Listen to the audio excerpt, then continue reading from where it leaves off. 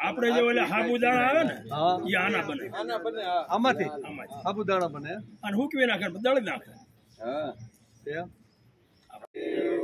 સુતમ દેવમ કંસચાણૂરમર્દનમ દેવકી પરમાનંદમ કૃષ્ણં વંદે જગદ્ગુરુ.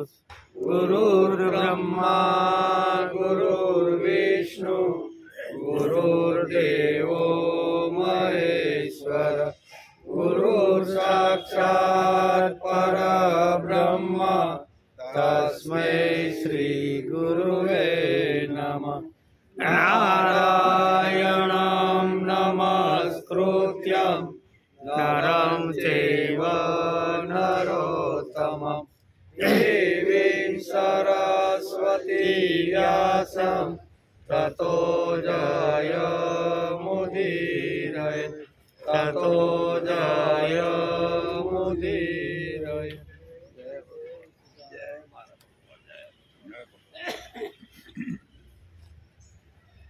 अर्जुन उवाच दष्टवेमं स्वजनं कृष्ण युयुत्सं समुपस्थितं सीदन्ते मम गात्राणि मुखं स परिशुष्यति वेपथो स शरीरे मे रोमहर्ष जायते गाण्डीवं संस्रते हस्त त्वया कच्चैव परिदयते न च शक्नोम्यवस्थातु प्रमतिव च मे मनः निमित्तानि च पश्यामि विपरीतानि केशव न च श्रेयोनुपश्यामि हत्वा स्वजनमहवे न काङ्क्षे विजयं कृष्ण न च राज्यं सुखानि च किं नो राज्येन गोविन्द किं भोगे जीवितेन वा.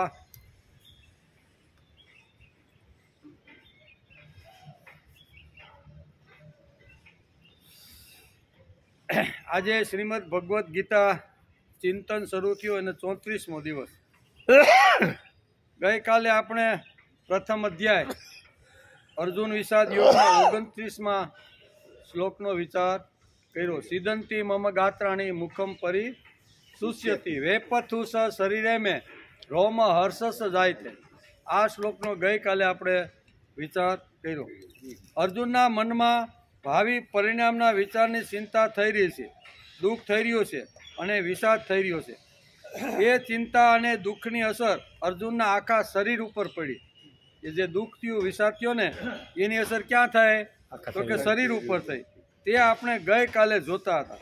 એમાં આ શ્લોકની અંદર 4 પ્રકારની અસર અહીંયા એના શરીર ઉપર થઈ છે. એ આપણે ગઈકાલે જોયું. કઈ 4 અસરો હતી?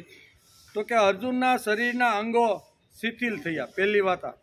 બીજી વાત હતી મુખ સુકાઈ ગયું અને શરીરની અંદર કંપારો શરૂ થયો, ત્રીજી વાત. અને ચોથી વાત હતી રૂવાડા ઊભા થઈ ગયા. કેવા? આ 4 જે લક્ષણો છે ને, એ અહીંયા એક નબળું મન પડે, નબળો વિચાર આવે તો શરીર ઉપર કેવી રીતની અસર થાય છે, એના 4 અહીં લક્ષણો આપણે ગઈકાલે શ્રીમદ ભગવદ્ ગીતાના પ્રથમ અધ્યાયના 29મા શ્લોકમાં જોવાનો વિચાર કર્યો. આ શરીર ઉપર જે અસર થઈ છે તે 29માં સ્પષ્ટતા અર્જુને ભગવાન સામે વ્યક્ત કરી છે. આજે આપણે શ્રીમદ ભગવદ્ ગીતા અધ્યાય પ્રથમ અને શ્લોક નંબર 30નો આજે વિચાર કરવાનો. એમાં શું છે? ગાંડીવમ સંસતે હસ્ત્વા ત્વક્ચેવ પરિદયતે ન ચ શક્નો સુવસ્થાતો ભ્રમતિવ ચ મે મન. આ શ્લોકમાં પણ બીજી 4 પ્રકારના લક્ષણો શરીર ઉપર થાય છે એમ વ્યાસે લખ્યું છે અને આજે આપણે એ વસ્તુ જોવાના છે. ગાંડીવમ સંસત એટલે એનો અર્થ છે ગાંડીવમ એટલે ગાંડીવ ધનુષ્ય, સંસ્રતે ચ એટલે શરીર રહ્યું છે, અને ત્વક એટલે ચામડી, બરોબર ને, સંધિ છૂટી પાડીએ એટલે ત્વક એટલે ચામડી, એવો એટલે પણ પરિદહ્યતે એટલે બળી રહી છે, કેવી ચામડી બળી રહી છે. મેં એટલે મારું, મન એટલે મન, ભ્રમતી ઇવ એટલે જાણે ભમે છે, ચ એટલે તથા હું, પછી અવશ્ય થા તુમ એટલે ઊભો રહેવાને માટે, ચ એટલે પણ, ન શક્નોમી હું સમર્થ નથી. આ ચાર જે લક્ષણો છે ને એ ચાર લક્ષણો અહીંયા વેદ વ્યાસે શ્રીમદ ભગવદ્ ગીતાના 30મા અધ્યાયની અંદર આ ચાર લક્ષણો લખ્યા છે. ક્યાં ક્યાં? તો કે હાથમાંથી ગાંડીવ સરી પડ્યું, પહેલો લક્ષણ આ 30મા શ્લોકનો પ્રથમ. ગાંડીવમ સંસતે લખ્યું ને, એટલે ગાંડીવ છે એ હાથમાંથી સરી પડે છે, ચામડી બળે છે, ઊભા રહેવામાં હું અસમર્થ છું અને મારું મન ભમે છે. આ ચાર વાતો આ શ્લોકની અંદર અહીંયા એના લક્ષણો બતાવે છે. એનો આજે આપણે વિચાર કરવાનો છે કે ગાંડીવ શા માટે હાથમાંથી સરી પડ્યું, બરોબર ને, ચામડી શા માટે બળવા લાગી, મન શા માટે ભળમાં લાગ્યું, અને ધરતી ઉપર કે રથ ઉપર ઊભો રહેવા માટે હું સમર્થ કેમ નથી. આ ચાર વાતનો આજે આપણે આ શ્લોકની અંદર વિચાર કરવાનો છે.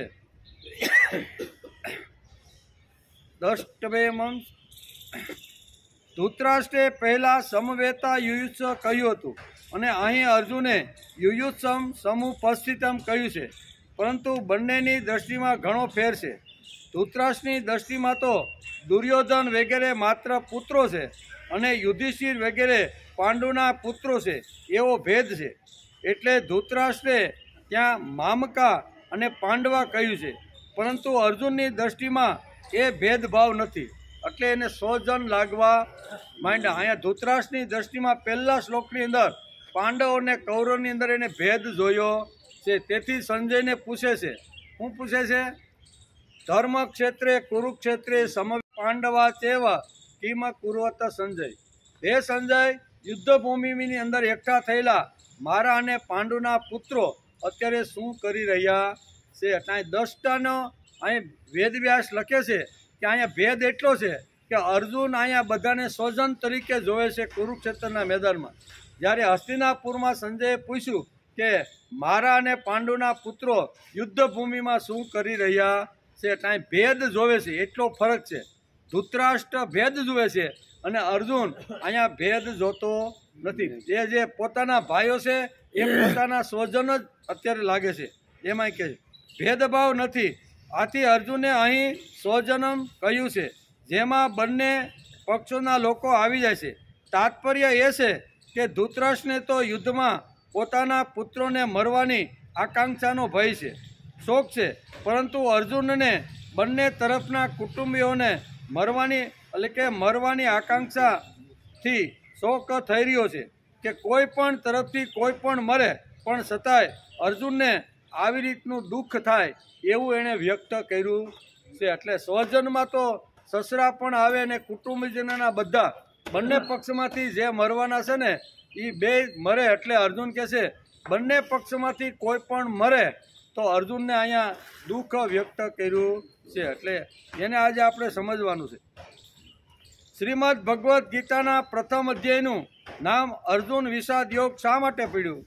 વિષાદ તો બધાને થાય છે, ચિંતા તો બધાને થાય છે, મન છે તેથી ચિંતા રહેવાની. એમ ભગવાને આપણે મન આપ્યું છે ને, તેથી ચિંતા તો રહેવાની, વિષાદ તો થવાની, સુખ આવવાનું, દુઃખ આવવાનું, યશ અપયશ આ બધું તો આવવાનું ને આવવાનું. એટલે અહીં કહે છે કે વિષાદ તો બધાને થાય છે, ચિંતા તો બધાને રહેવાની, ઓછા વધતા પ્રમાણમાં. ચિંતા અને વિષાદ થવાનો જ, કોઈ કહે અથવા કોઈ ન કહે. સંતાપ અવશ્ય આવશે, ચિંતા અવશ્ય આવશે, ખિન્નતા આવશે. માનસિક સંતાપ દુનિયાના દરેક મનુષ્યને થાય છે. માનસિક વિષાદ યોગ નથી બનતો. ચિંતા તો થાય, વિષાદ થાય, પણ આપણો યોગ બનતો નથી. અર્જુનનો યોગ બની જવાનું કારણ કે આ કાંઈ જે વ્યથા હતી, દિગ્મૂઢતા હતી અથવા એ કાંઈ ચિંતા હતી ને એણે ભગવાનની સામે રજૂ કરી દીધી કે ભગવાન આવું અત્યારે મારા મનની અંદર શરીર ઉપર આવી રીતના આ ન યુદ્ધ કરું તો આવી રીતના લક્ષણો ઊભા થાય છે, એ ભગવાનની આગળ ખોલવું પડ્યો. યોગ બનવા પાછળ વિચારણા ખૂબ જ અગત્યની ભૂમિકા ભજવે છે. વિચારણા બે પ્રકારની છે. તે ગીતા અને ઉપનિષદમાં સમજાવવામાં આવી છે. શ્રેય અને પ્રેય. પ્રેય વિચારણા 90% ઉપર લોકો પસંદ કરે છે અને શ્રેય તો બહુ ઓછા પ્રમાણમાં લોકો પસંદ કરે છે. આ અધ્યાયની અંદર બહુ સરસ છે. શ્રેય અને પ્રેય પણ સમજાવવાનો વ્યાસે આપણે પ્રયત્ન કર્યો છે. શ્રેય એટલે જન્માંતરનું કલ્યાણ.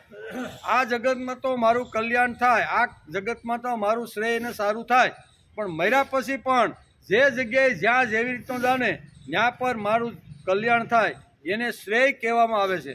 અને પ્રેય એટલે આ જગત પૂરતું જ, આ દુનિયામાં હું 80-90 વર્ષ સુધી જ્યાં સુધી રહું ત્યાં સુધી મારું કલ્યાણ થાય. એટલે આ બે માર્ગો અહીં બતાવ્યા છે. એક માર્ગ શ્રેયનો છે અને બીજો માર્ગ છે પ્રેયનો. પ્રેય છે ને એ 90% ઉપરના લોકો સ્વીકારે, કારણ કે એની અંદર સંઘર્ષ ખૂબ જ ઓછો હોય છે. માનો કે પ્રેય જો કરવાનું હોય, કલ્યાણ જો કરવાનું હોય તો સવારમાં વહેલું 4 વાગે ઉઠવું પડે. 4 વાગે ઉઠી નાહી ધોઈ અને ભગવાનની પાસે આપણે શાંતિથી બેસી આખા જગતને ભૂલવું પડે. ભૂતકાળ, ભવિષ્યકાળ અને વર્તમાનકાળ. કોઈ ધંધો નહીં, કોઈ નોકરી નહીં, કોઈ વ્યવહાર નહીં, કોઈ સમાજ નહીં, કોઈ નહીં. આ બધી દુનિયાને, આખી દુનિયાને ભૂલી અને હું અને મારો ભગવાન, આ બેયનું જ્યારે એટેચમેન્ટ થાય ને ત્યારે માણસને શ્રેયનો માર્ગ આવી રીતનો મળતો હોય છે. તેથી શ્રેય જો કરવાનું હોય તો એમાં થોડી અગવડ પડે. ઉઠવામાં થોડુંક આમ આળસ થાય કે ભાઈ લાવની ગોદડું હજી ખેંચીને 2 કલાક હજી વધારે ખુલ, એમાં કાંઈક ખર્ચ કરું. પ્રેયમાં કોઈ ખર્ચ નથી. પ્રેયમાં તો ઉઠ્યા ને દાંતણ પાણી કરીને હાલની પાછી ઊંઘાવાની ઈચ્છા થઈ ગઈ છે, આ ગોદડું ખેંચીને સૂઈ ગયા. પણ કલ્યાણ શ્રેયનો માર્ગ જેણે પસંદ કર્યો છે ને એને તો ઘણી બધી અગવડતા પડે. શિયાળાના દિવસો હોય, ઠંડી વાતી હોય અને ઠંડીમાં નાહી ધોઈને પાછું બેસવાનું અને એ બહુ અઘરું તો પડે. એટલે અહીં કહે છે કે શ્રેયનો માર્ગ અહીંયા બહુ, એટલે કે શ્રેયનો માર્ગ અહીંયા શ્રેય અને પ્રેય એટલે આ જગતનું કલ્યાણ, આ જગતમાં રહું ત્યાં સુધીનું મને સુખ મળે એના માટે પ્રેય છે, અને જન્માંતરનું સુખ મળે એના માટે શ્રેય છે. એટલે અહીંયા બે વાતો અહીંયા સિદ્ધ થાય છે આ શ્લોકની અંદર કે બુદ્ધિશાળી માણસ પણ ઘણીવાર પ્રેયને પસંદ કરીને સિદ્ધંતી મમ ગાત્રણાઈ કરીને બેસી જાય. ઘણીવાર માણસ પ્રયત્ન કરે પણ ઘણીવાર ઢીલો થઈ જાય. બુદ્ધિશાળી, બુદ્ધિવાદી, બુદ્ધિનિષ્ઠ 3 પ્રકારના લોકો આ જગતમાં હોય છે. એક બુદ્ધિવાદી હોય છે. એ બુદ્ધિવાદી એટલે બુદ્ધિને વેચી અથવા બુદ્ધિને આવી રીતનું કરીને એમાંથી પૈસા કમાય એને કહેવાય બુદ્ધિવાદી. અથવા દલીલો પણ કરે. એકવાર બુદ્ધિ આવે એટલે ઘણીવાર દલીલો પણ કરતા હોય છે. એક બુદ્ધિવાદી છે, બીજો બુદ્ધિશાળી છે અને ત્રીજો એક વર્ગ છે બુદ્ધિનિષ્ઠ. જે મારી બુદ્ધિમાં ઉતરું એના માટે કરવા માટે જે તૈયાર થાય છે ને એને બુદ્ધિનિષ્ઠ કહેવામાં આવે છે. બુદ્ધિનિષ્ઠ 3 પ્રકારના, એટલે કે બુદ્ધિનિષ્ઠ, બુદ્ધિશાળી અને બુદ્ધિવાદી, આમ 3 પ્રકારના લોકો હોય છે. વધારેમાં વધારે 3માંથી પ્રેયને પસંદ કરે છે. શ્રેય થોડો ચઢાણવાળો માર્ગ છે. કેવો? બધી રીતે શ્રેય જો પ્રાપ્ત કરવાનું હોય તો એમાં ઘણી બધી અગવડો ઊભી થાય છે. પ્રેય અને શ્રેયના સંઘર્ષોમાં જ્યારે શ્રેયથી દુઃખ જ ઉત્પન્ન થાય છે ત્યારે સિદ્ધંતી મમ ગાત્રાણી થાય છે. અહીંયા સિદ્ધંતી મમ ગાત્રાણી આટલા માટે અર્જુનને થવા લાગ્યું. શ્રીમદ ભગવદ્ ગીતાના 29 અને 30 આ 2 શ્લોકમાં અહીંયા ભાગવતકાર વેદવ્યાસે અર્જુનના મન ઉપર જે અસર થઈ એના 8 લક્ષણો બતાવ્યા છે. કે આ ન લડ, અહીં કહે છે ને કે સ્ત્રેણ બની ગયો છે. સ્ત્રીના જે ગુણો હોય ને એવા ગુણો અત્યારે આ લડાઈ કૃતિથી જે વીર વૃત્તિથી મેદાનમાં આવ્યો, પણ અત્યારે એને આવી રીતનું થવામાં 8 લક્ષણો સમજાવ્યા છે. અર્જુન માટે યુદ્ધ એટલે ડાબા હાથનો ખેલ હતો, પણ પ્રેયની પસંદગીથી એની સિદ્ધંતી મમ ગાત્રાણી થવા શ્રેય માટે તો એને કહેવાનો, શ્રેય માટે તો એ પ્રયત્ન કરતો હતો, પણ યુદ્ધના મેદાનમાં આવ્યા પછી એની જે વીર વૃત્તિ હતી એ વીર વૃત્તિ આવી રીતે ખલાસ થઈ અને કારુણ્ય વૃત્તિ એના ઉપર સવાર થઈ ગઈ. કરુણા ઉત્પન્ન થાય એટલે આને મારે કેવી રીતે મારવાના, આના ડોકા કાપું તો મને જ પાપ લાગે, આ તો મારા સ્વજનો છે, સાસરા છે, ભાઈબંધો છે, બરોબર, આ મોટા ભાઈઓ, નાના ભાઈઓના પુત્રો અને પૌત્રો આ બધા છે. હવે આ બધા જો મરવાના હોય તો પછી એમાં તો મને પાપ જ લાગે. તેથી પાંચમું લક્ષણ, 4 લક્ષણ આપણે ગઈકાલે અહીં 29મા શ્લોકની અંદર જોયા, અને આ 30મા શ્લોકની અંદર પ્રથમ લક્ષણ એટલે ટોટલી પાંચમું જે લક્ષણ છે ને એ શું છે તો કે ગાંડીવમ સંસતે હસ્ત, હાથમાંથી ધીમે ધીમે ગાંડીવ સરતું જાય છે. એ અહીં કબૂલાત કરે છે. કોણ? અર્જુન. અર્જુન માટે ગાંડીવ ધનુષ્ય મહત્વનું છે. અર્જુનનું યુદ્ધ કરવાનું મુખ્ય શસ્ત્ર જો કોઈ હોય તો તે ગાંડીવ છે. ગાંડીવ એનું મુખ્ય શસ્ત્ર છે. અને ગાંડીવ એટલે કે ગાંડીવ તેના ધનુષ્યનું નામ છે.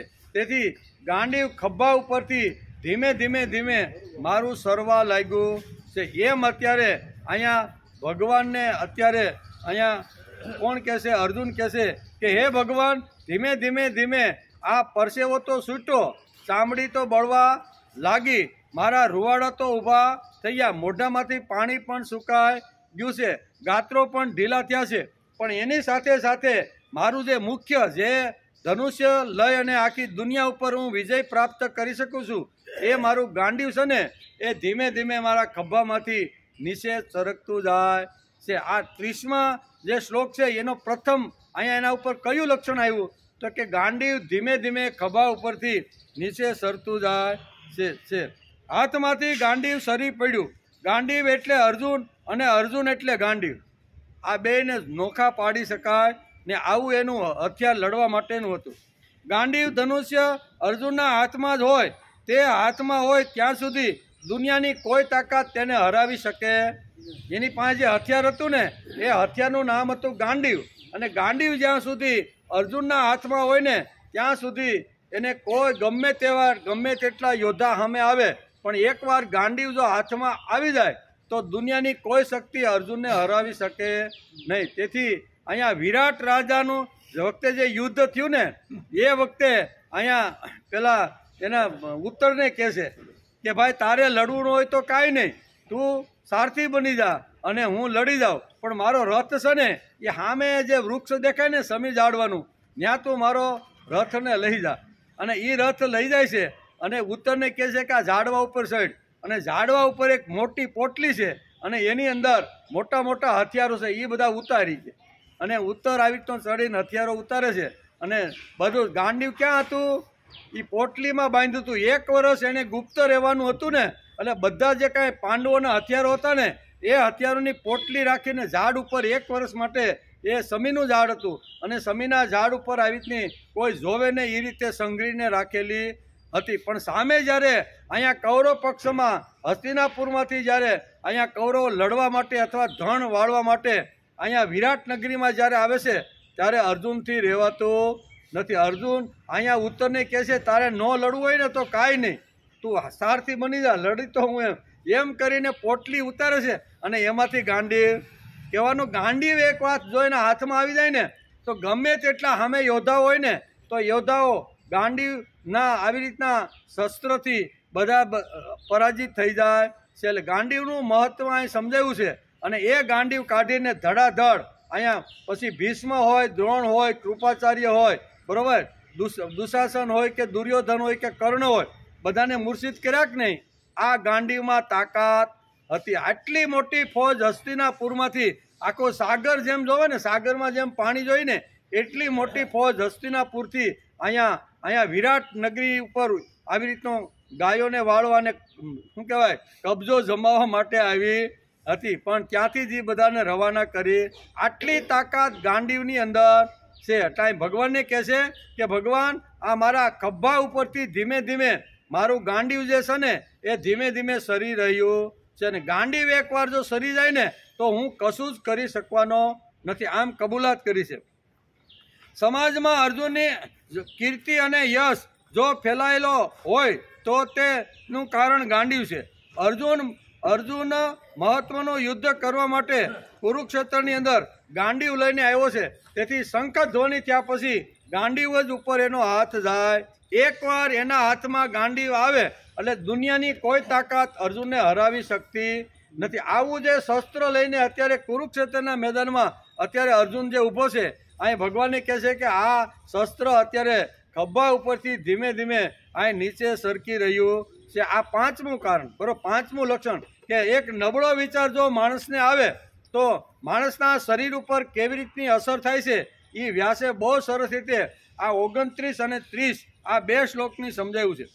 આ યુદ્ધ મહત્વનું એટલા માટે છે કે આ યુદ્ધ માનવને હજારો વર્ષ સુધી માર્ગદર્શન આપવાનું છે. એ અર્જુન લડતા પહેલા એને ખબર જ હતી કે આ યુદ્ધ કેટલું મોટું મહત્વનું છે અને મારે તો ભગવાનનું હથિયાર બની અને આ યુદ્ધ જીતવાનું છે. અને જીતવા માટે જ હું આ કુરુક્ષેત્રના મેદાનમાં આવ્યો છું.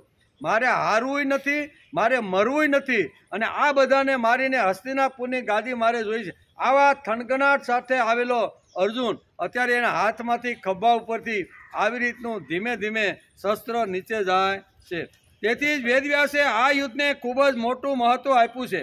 મહાભારતનું યુદ્ધ 2 સિદ્ધાંતો વચ્ચેનું યુદ્ધ હતું. કેવા? 2 સિદ્ધાંતો વચ્ચેનું આ યુદ્ધ હતું. કયા 2 સિદ્ધાંતો છે? વેદવ્યાસ લખે છે દુર્યોધન કહેતો હતો, એક પાંડવ પક્ષનો સિદ્ધાંત કેવો હતો અને કૌરવ પક્ષનો સિદ્ધાંત કેવો હતો. આ બંને સિદ્ધાંતોનું મહત્વ સમજાવતા વ્યાસ લખે છે કે દુર્યોધન કહેતો હતો કે માનવી જીવનના ઉત્થાન માટે, માનવી જીવનના સુખ માટે ભગવાન અને ઈશ્વરની કોઈ જરૂર નથી. હું તમને બધી જ વ્યવસ્થા પૂરી પાડી, રોડ છે, રસ્તા છે, ગટર છે, પાણીની પાઇપલાઇન ઘરે નળ સુધી આવીને તમને પીવા માટે હું તમને પૂરી પાડીશ. આમાં ઈશ્વર અને ભગવાનની કાંઈ વચ્ચે લાવવાની જરૂર નથી. દુર્યોધનની વિચારધારા આવી હતી કે ભગવાન અને ઈશ્વર વગર હું આખી દુનિયાને સુખી કરી શકીશ, અને એ પ્રમાણે કરવા લાગ્યો. એક પ્રકારની વિચારધારા આ હતી કે દુર્યોધનનું રાજ્ય ભૌતિક દ્રષ્ટિએ ખૂબ જ સારી રીતે ચાલતું હતું. તેથી તેમને યુદ્ધ માટે 11 અક્ષોણી સેના મળી. ખાવા પીવાની કાંઈ કમી હતી નહીં. રોડ, રસ્તા કે મકાન બાંધી દેવાના જે કાંઈ હોય ને એ દુર્યોધન સમાજની અંદર બહુ સારામાં સારું કરતો હતો. એ એક જ વાત કહેતો હતો કે આ બધું ઊભું કરવા, સુખ સગવડતાના સાધનો ઊભા કરવા માટે ભગવાન અને ઈશ્વરની કાંઈ જરૂર નથી. હું તમારો ભગવાન અને હું તમારો ઈશ્વર. આ એની વિચારધારાથી. કોની? મહાભારત જો ઘેરે હોય ને તો વાંચજો, એની અંદર આ બધી વાતો લખેલી છે. દુર્યોધનનું રાજ્ય ભૌતિક દ્રષ્ટિએ ખૂબ જ સારી રીતે ચાલતું હતું. તેથી તેમને યુદ્ધ સમયે 11 અક્ષોણી સેના પ્રાપ્ત થઈ. ઓલા સાત્વિક સત્યના માર્ગ ઉપર, ધર્મના માર્ગ ઉપર હાલતા હતા ભગવાન જેની જોડે હતા ને એને 7 અક્ષોણી સેના મળી. બરોબર ને? હા, ભગવાન જેની જોડે છે ને એવા લોકોને કેટલા અક્ષોણી? તો કે 7 અક્ષોણી. અને ભગવાન વગર હું પણ આ દુનિયાને સુખી કરી શકું છું, એવી જે એની વિચારધારા હતી. એ દુર્યોધને 11 અક્ષોણી સૈન્ય અહીંયા કુરુક્ષેત્રના મેદાનમાં લડવા માટે મળ્યું છે. એટલે એક પ્રકારની વિચારધારા આ હતી કે ભગવાન અને ઈશ્વરને બાદ કરીને માણસ સુખી થઈ શકે છે, એમાં ભગવાનની કોઈ જરૂર નથી. આ દુર્યોધનની વિચારધારા હતી. દુર્યોધન ભગવાનનો વિચાર કરવાનું બાદ કરીને તે બધાને રોટી, કપડાં અને મકાન આપતો હતો. રોટલા અને ઓટલાની સુંદર મજાની વ્યવસ્થા અહીંયા કૌરવ પક્ષના દુર્યોધને સારી રીતે કરી હતી. કોઈ ખામી રહે નહીં એમ કે દુર્યોધન આ સિદ્ધાંત માનતો હતો.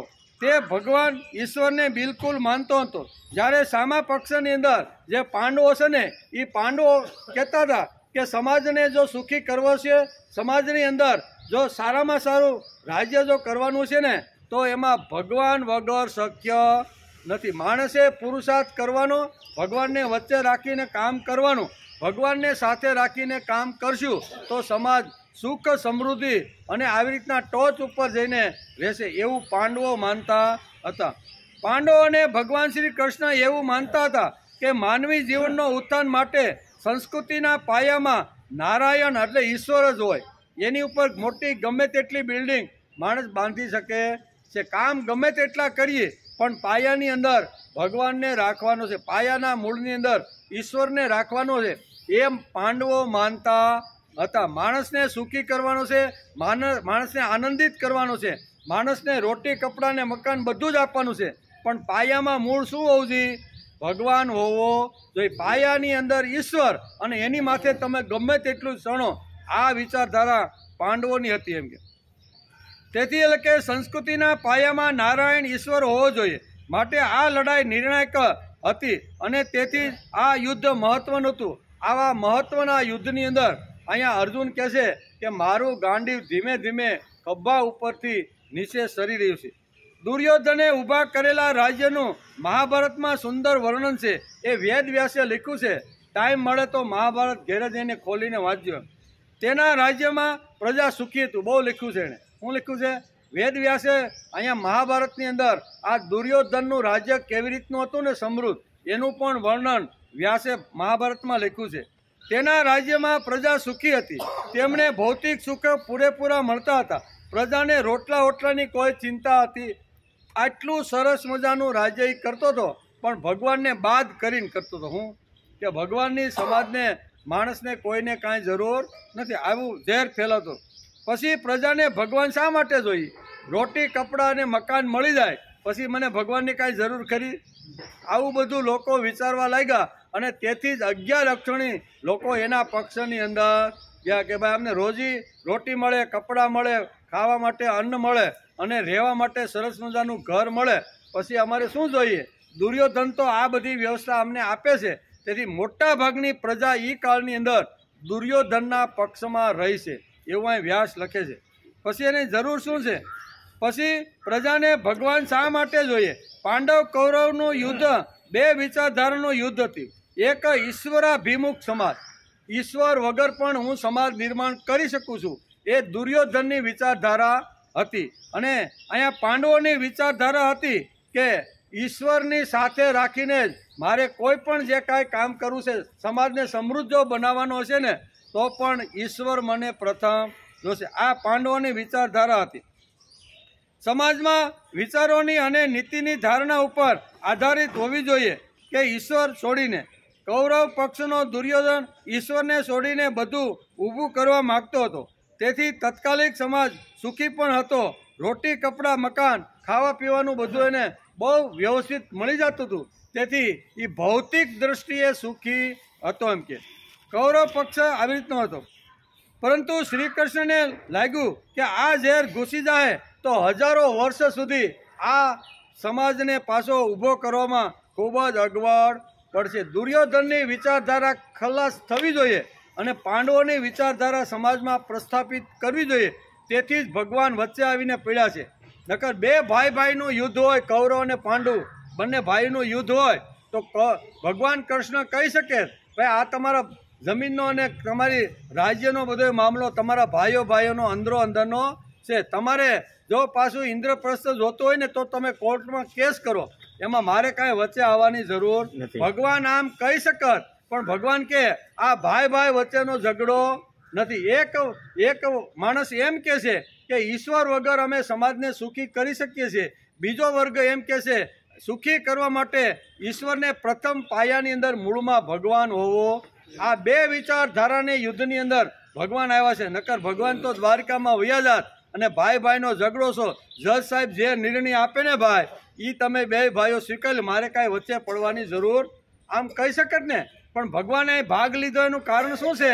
ભગવાન સમજતા હતા કે દુર્યોધન જો જીતી જશે તો હજારો વર્ષ સુધી લોકો એમ જ માનશે કે આ જરૂર નથી. દુર્યોધને જો આવી પાંડવો ઉપર જો વિજય પ્રાપ્ત કર્યો હોય, બરોબર, ઈશ્વર વગર, અને હું ઈશ્વરમાં માનતો નથી, હું ભગવાનમાં માનતો નથી. ઈશ્વર અને ભગવાન વિરોધી થઈને પણ સમાજ સારો ઊભો થઈ શકે છે.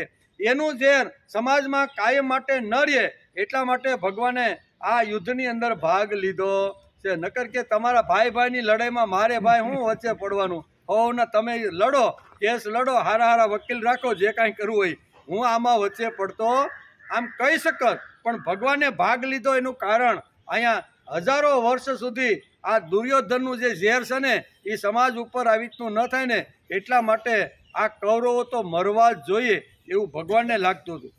બે વિચાર પ્રણાલી અને સિદ્ધાંતો વચ્ચેનો આ મહત્વનો સંઘર્ષ હતો.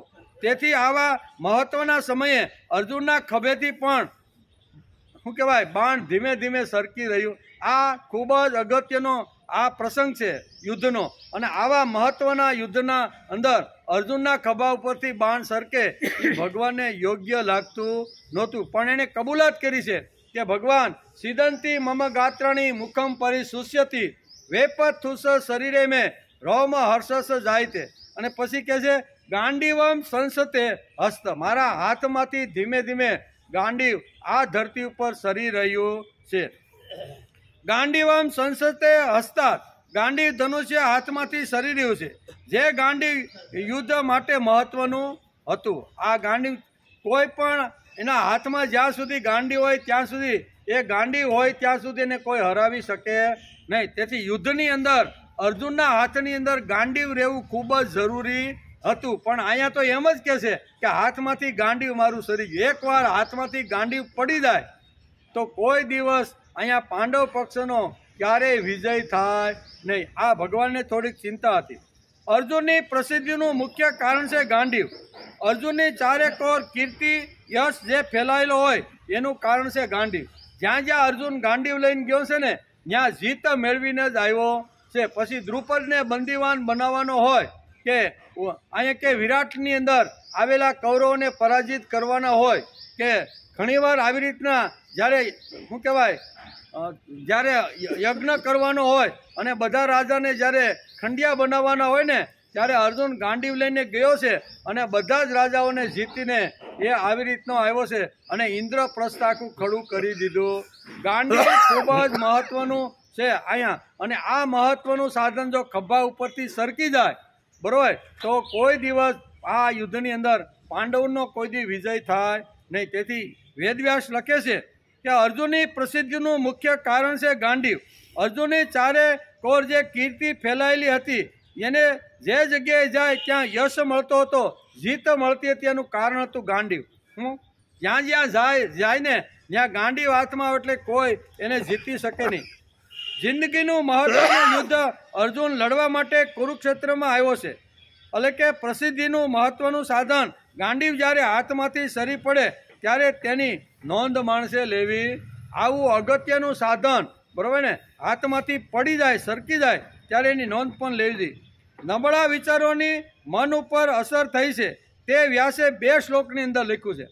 ક્યાં 29 અને 30 આ 2 શ્લોકની અંદર અર્જુનના શરીર ઉપર કેટલી નબળો વિચાર આવ્યો કે મારે લડવું નથી ને સામે બધા સ્વજનો ઊભા છે, સ્વજનોને મારી અને મારે પાપ કરવું નથી ને પાપ કરીશ તો હું નરકમાં જાય અને નરકમાં હજારો વર્ષ સુધી રીબાય અને ફરી ક્યારે એમાંથી મુક્તિ મળે મને ખબર નથી. તેથી આ સ્વજનોને મારીને મારે પાપ કરવું નથી, આવો એને વિચાર આવ્યો. અને એ વિચાર આવતા આ વ્યાસ લખે છે કે 29 અને 30 આ 2 શ્લોકોની અંદર 8 પ્રકારની આના લક્ષણો અત્યારે એના શરીર ઉપર દેખાઈ રહ્યા છે. એમાં 5મું જે લક્ષણ છે ને એ ગાંડીવ છે અને ગાંડીવ ધીમે ધીમે ખભા ઉપરથી આવી રીતનું સરતું જાય છે.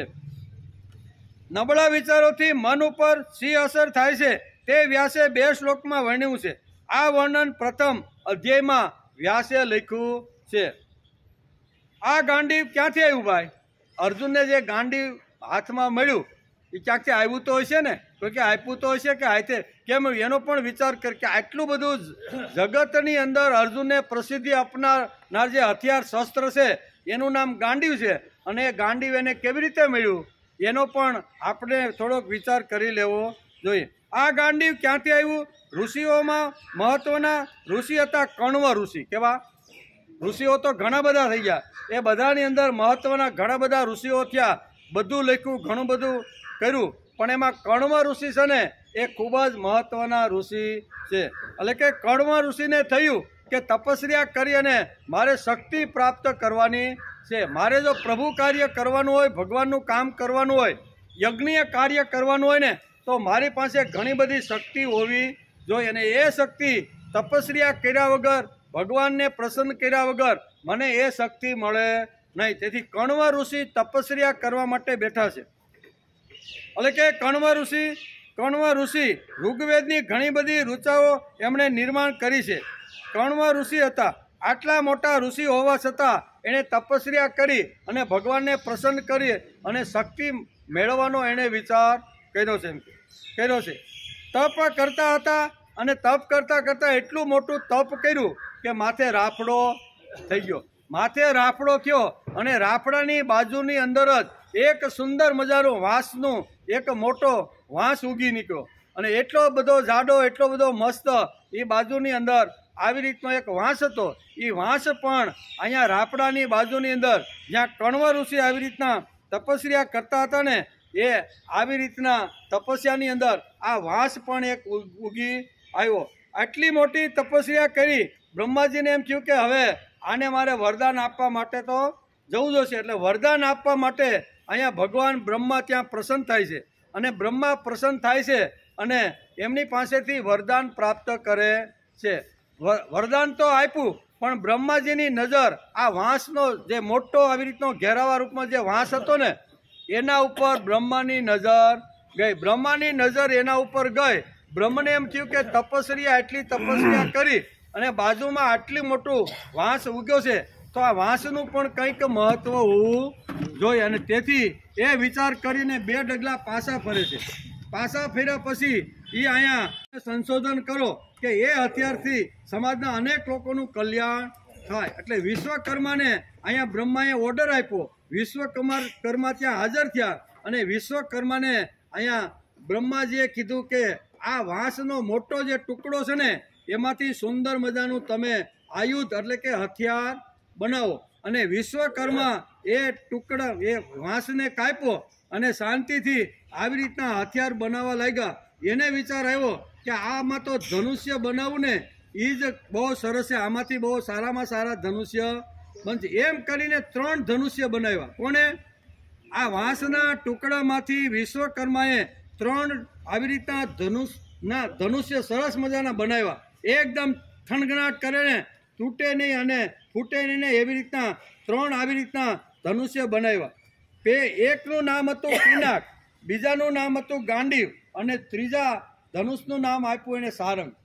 અહીંયા વિશ્વકર્માએ આવી રીતના 3 ધનુષ્ય બનાવી અને અહીંયા વિચાર કરે છે કે હવે શું કરવાનું. એટલે 3 ને આ એક સંભાળવા માટે આવી જશે. એમાં પિનાક નામનું જે ધનુષ હતું એ મહાદેવને આપ્યું. 3 ધનુષ્ય બન્યા એમાં પિનાક નામનું જે ધનુષ્ય હતું એ મહાદેવને આપ્યું. ગાંડીવ નામનું જે ધનુષ્ય હતું એ બ્રહ્માજીને આપ્યું અને સારંગ નામનું જે ધનુષ્ય હતું એ વિષ્ણુ ભગવાનને આપ્યું. આમ 3 સરસ મજાના આ વાંસના ટુકડામાંથી વિશ્વકર્માએ સુંદર મજાના શક્તિશાળી બળવાન તૂટે નહીં ને એવા 3 ધનુષ બનાવ્યા. અને 3 ધનુષ એક અહીંયા મહાદેવને આપ્યું, એક બ્રહ્માજીને આપ્યું અને એક વિષ્ણુ ભગવાનને આપ્યું. 3 આવી રીતના આ હથિયારો બનાવી અને વિશ્વકર્મા અહીંયા આપે છે.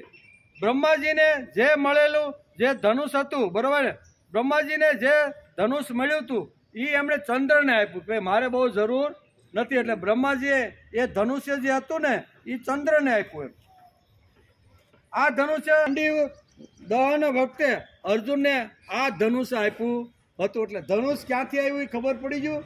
ગાંડીવ ધનુષ્ય અર્જુનને કેવી રીતે મળ્યું એનું પણ વર્ણન બહુ સરસ રીતે કર્યું છે કે વિશ્વકર્મા આવ્યા, 3 ધનુષ બનાવ્યા, એક બ્રહ્માજીને આપ્યું, એક ભગવાન શિવજીને આપ્યું, એક વિષ્ણુ ભગવાનને આપ્યું. બ્રહ્માજી કે મારે હવે આની બહુ જરૂર નથી એટલે એણે ચંદ્રને આપ્યું અને ચંદ્રને આપ્યા પછી એણે ઇન્દ્રને આપ્યું, ઇન્દ્રએ વરુણને આપ્યું અને વરુણ જે વખતે ખાંડવવન જે વખતે હસ્તિનાપુરમાંથી ધૃતરાષ્ટ્રે આવી ખરબચડાવાળી જમીન જેને આપી હતી ને ભાગમાં, તો એ વખતે ખાંડવ દહન કરતી વખતે આ ધનુષ્ય વરુણે અત્યારે અર્જુનને આપેલું છે. આ જે ગાંડીવ આટલું જે શક્તિશાળી ગાંડીવ છે જે બ્રહ્મા પાસેથી એને આ હથિયાર જે મળેલું છે ને એ હથિયાર ખભા ઉપરથી અત્યારે ધીમે ધીમે ધીમે સરકી રહ્યું છે. એટલે આ ગાંડીવની તાકાત અને એનો જન્મ કેવી રીતનો થયો એ પણ મહાભારતની અંદર વ્યાસે બહુ સરસ રીતે આપણે સમજાવવાનો પ્રયત્ન કર્યો છે.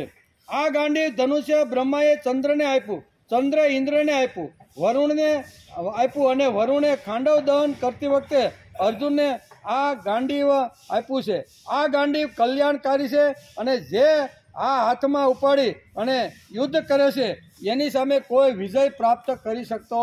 આવું મજબૂત શક્તિશાળી અને બ્રહ્મા પાસેથી મળેલું આ સુંદર મજાનું ગાંડીવનું વર્ણન છે. મહાદેવને, ચંદ્રને અને વિષ્ણુને કુરુક્ષેત્રના મેદાનમાં જીતી શકે એવી ક્ષમતા ગાંડીવમાં છે.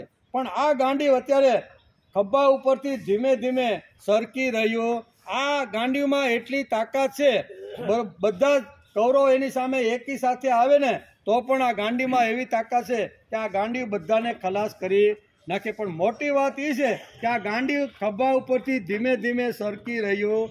એકવાર હાથમાં હથિયાર જ ન હોય અને યુદ્ધના મેદાનમાં માણસ લડવા માટે જાય તો હું લડવાનો છે? સામે વાળો જ એને મારી નાખવાનો, કારણ કે હથિયાર જ નથી ને એને લડવું જ નથી. તો શું થાય?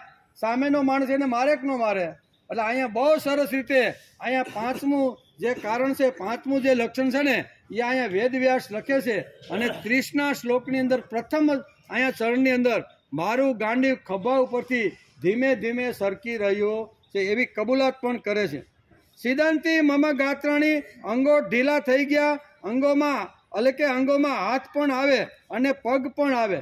અંગમાં તો બધું જ આવે, આંખ આવે, હાથ આવે, પગ આવે, નાક આવે. આપણા શરીરના અંગોનું જો વર્ણન કરીએ તો આ બધા અંગો આવે કે નહીં?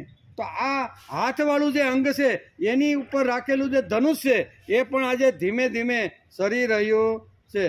અંગમાં હાથ પણ આવે છે અને હાથ ઢીલા થાય તો પછી ચાનો કપ ઝાલી શકાતો. એકવાર હાથ આવી રીતનો થઈ જાય, આમ ધ્રુજવા માંડે, પછી પાઘડી બાંધવી હોય ને તો ના પાડવી પડે કે ભાઈ બાપા આવતા નહીં. કેમ? તો કે મારો હાથ જો કે આમ થાય જા.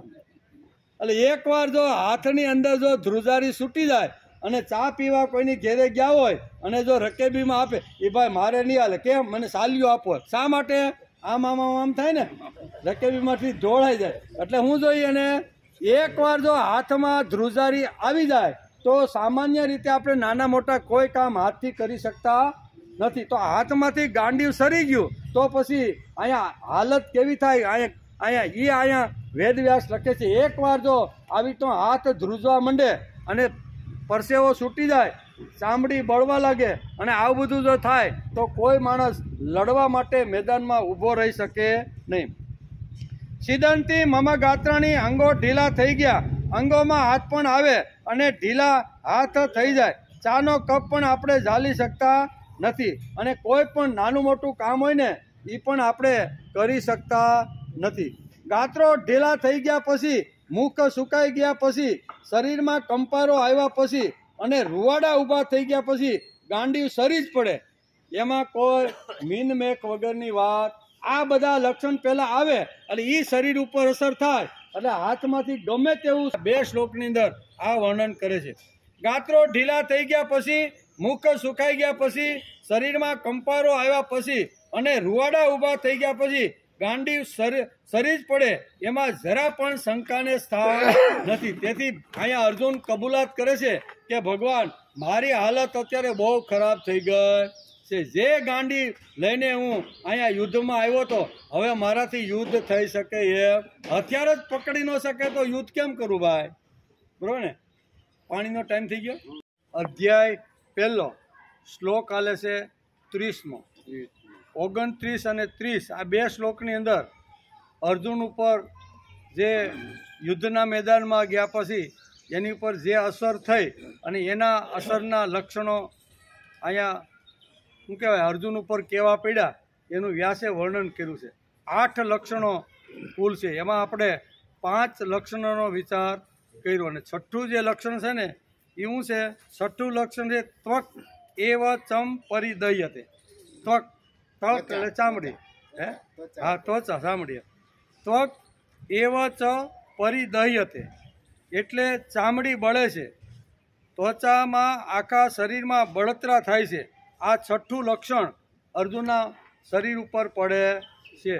બરાબર? છઠ્ઠું લક્ષણ કયું છે કે ભગવાન મારી ચામડી મારી ત્વચા અત્યારે બળી રહી છે એમ કે છઠ્ઠું લક્ષણ છે. ચામડી બળે છે અને અર્જુનના હાથમાંથી ગાંડીવ સરે છે. આવું કેમ થાય ભાઈ? ચામડી બળે છે અને અર્જુનના હાથમાંથી ગાંડીવ સરી પડે છે. આવું કેમ થાય છે? અર્જુન દ્વિધામાં છે, એટલે કે ભયભીત નથી. એમ દ્વિધામાં પડ્યો. ભયભીત તો છે જ નહીં. એકલા છે ઘણા બધા યુદ્ધો જીતા છે એટલે એને હારવાની કે મરવાની તો વાત જ એના જીવનમાં આવતી નથી. એકલા છે ઘણા બધા યુદ્ધો એને જીતા છે તો અત્યારે તો ભગવાન એની જોડે છે તો ક્યાં સવાલ? એકલા હાથે જો જીતા હોય તો મરવાના ડરથી એના શરીર ઉપર આ અસર નથી. તો અસર બીજી કાંઈક તો હશે ને? મરવાની ડરવાની કોઈ મને મારી નાખશે અને હું ખલાસ થઈ જાય એવો ડર તો અર્જુનના મનમાં છે જ નહીં. તો આ આવ્યું કેમ, આ દ્વિધા આવી કેમ? તો એ દ્વિધા કંઈક બીજી જુદી એના મન ઉપર કાંઈ સવાર થઈ હોય એવું વ્યાસ લખે છે. તેથી આ છઠ્ઠા અહીંયા લક્ષણમાં બતાવે છે કે અર્જુનના હાથમાંથી જેમ ગાંડીમ સરી પડ્યું એમ છઠ્ઠા લક્ષણની અંદર એની ચામડી જે હતી ને આ ચામડી બધી બળવા લાગી. અને આવી રીતનું અહીંયા છઠ્ઠામાં અર્જુન દ્વિધામાં છે, ભયભીત નથી, યુદ્ધનો ભય નથી, મહાદેવ સાથે પણ જે યુદ્ધ કરી શકે અને વિરાટ નગરીની અંદર બધા યોદ્ધાઓને સ્ત્રીના વેશમાં જો બધાને મારી હટાવી શકતો હોય તો અહીંયા ડર તો છે જ નહીં, ભય તો છે જ નહીં, બરાબર. ત્યાં તો સ્ત્રીનો પોશાક એણે પહેર્યો હતો, સ્ત્રીના વેશની અંદર વિરાટ યુદ્ધ વખતે હતું. અહીંયા તો એ પુરુષના વેશમાં છે અને ગાંડી એકવાર શંખનો ધ્વનિ થયા પછી ગાંડી ઉપર હાથ લઈને ગાંડી પણ ઉપાડી. તો ડર છે નો, દ્વિધા છે નહીં, તકલીફ છે નહીં. અને આ તકલીફ શા માટે એને શરીર ઉપર અસર કરી રહી છે એને પણ આપણે સમજવાનો પ્રયત્ન કરવો જોઈએ. પણ અહીંયા ચોક્કસ અર્જુનના મનમાં ઊંડે ઊંડે એક ભય હોય તેમ લાગે છે. પાંચમા લક્ષણ સુધી આવે એટલે શરીરમાં સ્ત્રાવ બંધ થઈ જાય. ગાંડી એકવાર હાથમાંથી સરી જાય એટલે ધીમે ધીમે આપણા શરીર ઉપર જે સ્ત્રાવ એટલે જે આવી રીતનો સતત પ્રવાહ જે વહેતો હોય ને એ ધીમે ધીમે બધો અટકી જાય છે. એમ કે મુખ સુકાય છે, પ્રવાહ અટકેલે શું થાય? શરીરની અંદર ભગવાન જે 24 કલાક આપણી જીભ ઉપર જે અભિષેક કરે છે, બરાબર ને, લાલનો પાણીનો જે અભિષેક કરે છે એ પાણી સુકાય તો માણસનું શું થાય? તો માણસ મરી જાય, માણસ કોઈથી જીવી શકે નહીં. તેથી મુખ સુકાય છે કારણ કે લાળ રસનો સ્ત્રાવ ઓછો થઈ ગયો. શું કહે છે? અંદરથી લાળ રસ જે ઉત્પન્ન થાય ને આપણી એનો સ્ત્રાવ ઓછો થઈ જાય છે, તેથી સુકાય છે. ધાર્યું પરિણામ ન આવે તો માણસના જીવનમાં ખિન્નતા આવે, અંતે બુદ્ધિ ભ્રષ્ટતા થાય. આ થાય એટલે શરીર ઉપર એના પરિણામોની શરૂઆત થઈ જાય. એકવાર બુદ્ધિ ભ્રષ્ટ માણસની થઈ જાય એટલે શરીરના અંગો ઉપર એ બધી અસરો થઈ જાય છે. એ અસરો અહીં છ અસરો એના 6 લક્ષણો બતાવ્યા 6 સુધી, કે છેલ્લે એની ચામડી પણ ધીમે ધીમે બળવા લાગી છે, શરીર ધ્રુજે છે, રૂવાડા ઊભા થયા છે. એક પછી એક શરીર ઉપર આ બધા લક્ષણો દેખાવા લાગે છે. પ્રથમ અંગો મુખ, શરીર ધ્રુજે છે અને રૂવાડા ઊભા થઈ જાય છે. આવું થાય એટલે ગાંડીવ સરી જાય અને એકવાર ગાંડીવ હાથમાંથી સરી જાય એટલે ચામડીની અંદર બળતરા શરૂ થઈ જાય. ક્રમશઃ આ વેદવ્યાસે બહુ સરસ રીતે અહીંયા અર્જુન ઉપર 8 લક્ષણો ક્રમશઃ કેવી રીતના એક પછી એક લક્ષણ કેવી રીતના આવ્યા છે એનું સુંદર મજાનું વર્ણન કર્યું છે. ચામડી કેમ બળે? ચામડીને ઠંડો રાખવા અંદર એક સ્ત્રાવ સતત 24 કલાક ભગવાન આપણને આપતો રહેલો. આપણી ઠંડી ચામડી રહે છે એનું કારણ શું છે? તો અંદર ભગવાને 24 કલાક આપણા શરીરની અંદર એવો સ્ત્રાવ, એવો સ્તોત્ર વહેતો રાખ્યો છે કે જેને હિસાબે આપણું શરીર આટલું ઠંડુ રહે છે. એટલે આપણું શરીર અબજો જીવંત કોષોનું બનેલું છે. એમાંથી લાખો કોષો રોજ જન્મે છે અને લાખો કોષો દરરોજ મરી જાય છે. કેવા? આપણું શરીર જ ભગવાને એવું બનાવ્યું છે. ડૉક્ટર કોઈ હોય ને તો એની પાસે બેસીને શરીરની અંદર આ જે કોષો કેવી રીતના કામ કરે છે ને એ જરીક એને પૂછી લેજો કે આપણા શરીરની અંદર કરોડો કોષો જે અંદર પડેલા છે એ કરોડો જન્મે છે અને કરોડો પાછા મરી જાય છે. જન્મવાનું પ્રમાણ જ્યારે વધી જાય ત્યારે માણસ યુવાન બને છે અને જન્મવાનું પરિણામ ઘટે અને કોષોનું મરવાનું પ્રમાણ જ્યારે વધી જાય છે ત્યારે માણસને વૃદ્ધત્વ આવે છે. ચામડી ઉપર કડસલી પડી જાય, આંખે ઉજવાનું બંધ થઈ જાય, લાકડીનો ટેકો આવે, વાંકા વળી જવાય. આ બધું આવેનું કારણ શું છે? કે શરીરની અંદર જે આ કોષો છે ને એ ઉત્પન્ન પણ થાય છે અને મરે પણ છે. જ્યારે બધા જન્મવા કરતાં વધારે મરે, જન્મે જે છે એના કરતાં વધારે જો મરી જાય ને તો માણસને વૃદ્ધત્વ આવે, અને જન્મે છે એના કરતાં ઓછા મરે તો સમજાવું કે આની અંદર યુવાની છે. થનગનતી યુવાની ક્યારે આવે? તો કે કોષોનું જન્મવાનું વધારે અને મરવાનું ઓછું પ્રમાણ આપણા શરીરમાં થાય તો આ યુવાની ટકે છે. અહીંયા યુવાન તો પણ છે જ, પણ અંદર રહેલા જે કોષો છે ને એને મરવાનું પ્રમાણ વધારે થઈ ગયું. એટલે અહીંયા ચામડી ઉપર, જીવ ઉપર, રૂવાડા ઉપર બધી જગ્યાએ અર્જુનની અસર થઈ. એનું કારણ શું છે કે અંદર રહેલા કરોડો જે કોષો છે ને એ કોષો અને મરવાના આવી રીતના વધારે થઈ ગયું. તેથી આખા શરીરમાં બધા શરીર ઉપર એની અસર થાય છે. એમ આપણું વિજ્ઞાન પણ કહે છે. આપણું વિજ્ઞાન પણ વાંચીએ તો આ વાત એમાં આવે છે. શરીર ધ્રુજે, રૂવાડા ઊભા થાય, એક પછી એક શરીર પર લક્ષણો આવવા લાગે. પ્રથમ અંગો આવી રીતના ચામડી પણ બળે. આપણું શરીર અબજો કોષોનું બનેલું છે, જીવંત કોષોનું બનેલું છે. એમાંથી લાખો કોષો રોજ મરે છે અને લાખો કોષો રોજ જન્મ થાય છે. કોષોનું જન્મવાનું પ્રમાણ વધારે અને મરવાનું પ્રમાણ ઓછું થાય ત્યારે શરીર યુવાન રહે છે. પણ જ્યારે મરવાનું પ્રમાણ વધારે થાય અને જન્મવાનું પ્રમાણ ઓછું થાય છે ત્યારે શરીરમાં કંપારી છૂટે છે. શરીરમાં હાથ પગ ધ્રુજવા લાગે છે. આ કોષો એકવાર વધારે જો મરવા લાગે અને જન્મમાં ઓછા લાગે તો એની અસર સીધી શરીર ઉપર થાય છે. યુદ્ધના મેદાનમાં આવ્યા પછી અર્જુનના શરીરની અંદર આ જે જીવંત જે કોષો હતા ને એ વધારે પ્રમાણમાં મરવા લાગ્યા અને આ જન્મવાના જે કોષો હતા ને એ ધીમે ધીમે ઓછા થવા લાગ્યા. તેથી ચામડી બળે, ધ્રુજારી આવે, ખભા ઉપરથી બાણ નીચે સરી પડે, બરોબર ને. આ બધું થાય એનું કારણ શું છે કે અંદર કોષો જે કામ કરે છે ને એ કામ જન્મવા કરતાં અહીંયા મરવાવાળા વધી ગયા છે. તેથી શરીરની આધે ચામડી બળે છે કારણ કે શરીરના જીવંત કોષોનું પ્રમાણ ઓછું થાય છે. ત્વક્ત ચેવ પરિદહ્યતે, ચામડી બળે છે. કોષો વધારે મરે એટલે ચામડી ઉષ્ણતા એટલે કે ગરમી પકડે અને શરીરમાં ઉષ્ણતા પકડે એટલે ચામડી બળે. આપણે ઘણીવાર કોઈને ફૂલ તાવ આવ્યો હોય ને ત્યારે આપણે એની ઘેરે ખબર કાઢવા માટે બાપા કેવો તાવ છે? તાવ તો ભાઈ રોજથી હાથ જોવો જોજી, હાથ આપણે એનું જોઈને તા તો ગરમ થઈ જાય કે નહીં? આનું કારણ શું છે? આનું કારણ એ છે કે અંદર જે જીવંત કોષો છે ને એ થોડા ઓછા થયા છે અને મરવાના કોષો વધતા જાય છે. તેથી એની અસર ચામડી ઉપર થાય છે. એમ કે કોષો વધારે મરે એટલે ચામડી ઉષ્ણતા એટલે કે ગરમી પકડે અને શરીરમાં ઉષ્ણતા પકડે એટલે ચામડી બળે. શરીરમાં મુખ્ય સ્ત્રાવ સ્ત્રોત છે એટલે કે સ્ત્રાવને સપોર્ટ કરનાર છે. મન અને મનને સપોર્ટ કરનાર છે. વિચારમાં ચિંતા નિર્માણ થાય તો આખી સાયકલ ડિસ્ટર્બ થઈ જાય છે.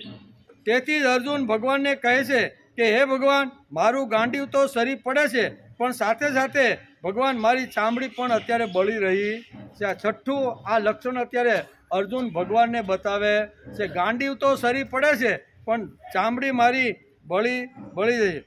અર્જુન શરીરના લક્ષણોનું વર્ણન ભગવાન પાસે કરે છે કે ભગવાન મારા શરીરમાં શું થાય છે એ તમે સાંભળો. આમ કરી અને 8 પ્રકારના લક્ષણો અહીંયા શરીર ઉપર અહીંયા અર્જુનના થાય છે. અર્જુન શરીરના લક્ષણોનું વર્ણન ભગવાન પાસે કરે છે. ચામડી એટલે કે આપણને તાવ આવે ત્યારે પણ આવું પણ બને છે. શરીરને આપણે અડીએ તો તાવ વખતે આપણું શરીર ગરમ થઈ જાય છે. એટલે કે યુદ્ધના સમયે આ કોષો એકબીજા સાથે વારંવાર અથડાવાથી ગરમ થાય છે. મરવાવાળા કોષો વધારે અને ઉત્પન્ન થવાવાળા કોષો ઉત્પન્ન થાય છે ત્યારે આવી પરિસ્થિતિ શરીરની અંદર સર્જાય છે. તેથી માણસે આ વિચાર પણ કરી લેવો જોઈએ કે મારી ચામડી શા માટે બળે છે. ચામડી બળવાના મુખ્ય કારણો અહીંયા વ્યાસે લખ્યા છે.